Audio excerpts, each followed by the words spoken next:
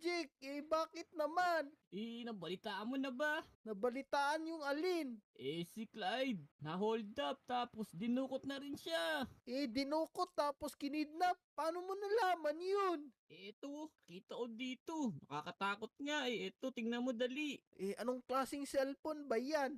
Ano to? iPhone 49 Pro Max. Wow, advance pala yan na. O sige, sige, patingin, patingin. Uy, ayos! Umagang-umaga, ang dami kong pera. Kaya naman, magwi-withdraw na ako dito. Timing, may ATM dito sa 7-Eleven. Yung pin ko, $1 million. Yan, ang dami kong pera. Woo! Woohoo! Dami yung diamonds. Lilibre ko si Esuni ngayon. Tama, tama. Ano natin si Esuni. Let's go! Hoy, bata, anong magandang umaga? Maganda talaga umaga mo ngayon kasi kukunin ko yung pera mo. Naku po. Wag po, wag po. Matutulog lang ako eh. Nung matutulog, amin na yung pera mo. Hoy, hoy, hoy, amin na. Oh no! Wag po! Tulang! Kung di mo ibibigay, kukunin na lang kita. Tulang!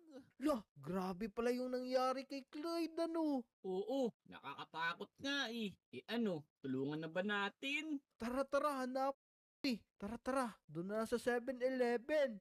Mga Lodi, huwag nyo palang kalimutan i-like tong video na to, ha.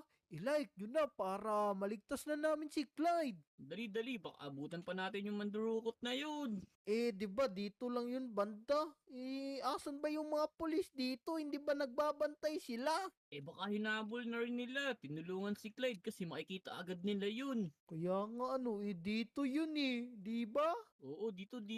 Nakita ko kasi nag-withdraw siya. Marami kasi siyang pera. Baon niya yata yun Tapos dinala siya ng kidnapper dito banda. Naku, baka andun yun sa may playground o di kaya dyan sa may camping area. Dali, hanapin na natin. Baka mapano pa yun. Bilisan mo, Esuni. Clyde, nandito ka ba? Wala din dito, Jake. Pero tignan lang natin sa mga sulok-sulok. Oo,